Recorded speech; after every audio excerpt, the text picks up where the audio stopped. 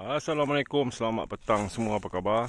Hari ini saya membawa sahabat-sahabat untuk melawat anak pokok durian saya yang sebenarnya saya agak terlupa dah. Agak terlupa dah dengan pokok yang saya tanam ni sebab dah masa tanam sawit dekat sini kan. Jadi ini pokok durian montong saya. Yang ini pokok bunga merah ataupun puteri napai. Jadi siapa korang nak tengok bentuk dia, buah dia, korang boleh google lah. Kan puteri napai ni jenis rare. Dia jenis durian kampung dan sebahagian belah utara sana.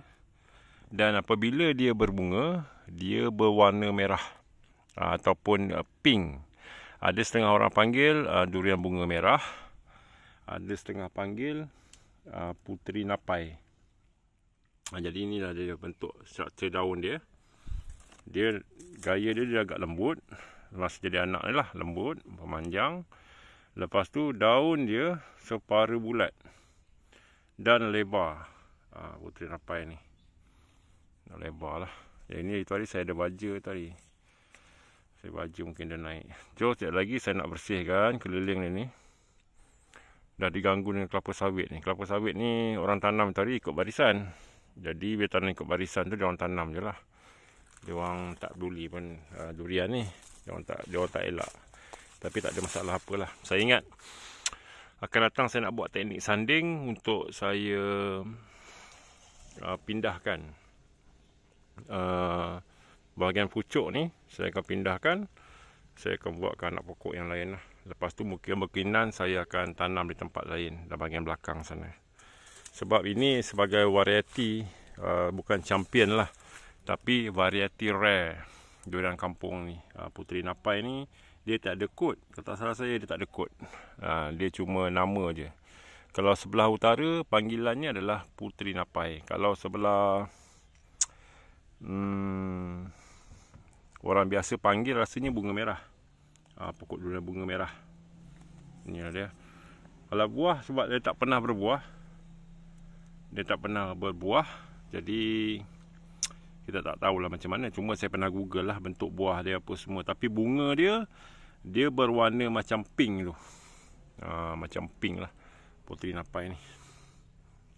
Ini ada. Sekarang ni dia tumbuh bahagian bawah pula. Wah, ni yang merisau kan.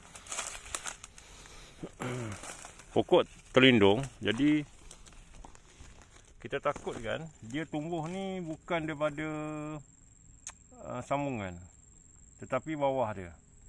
Tapi bila saya tengok dekat sini, bentuk daun ni dengan pokok yang induk asal atas, yang atas ni sama lah. Jadi bila sama ni, maknanya dia masih lagi puteri napai lah. Yang takutnya kalau dia dah lain dah. Kita pun ya bela, rupanya tunggul bawah tu.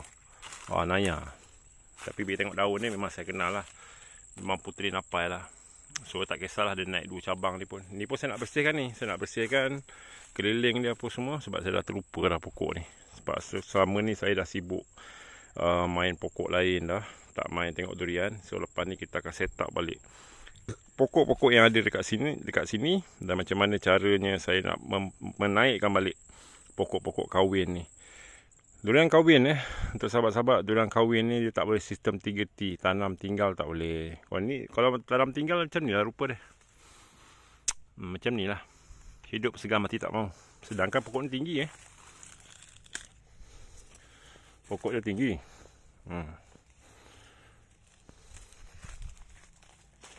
Sepatutnya saya tongkat bagi naik.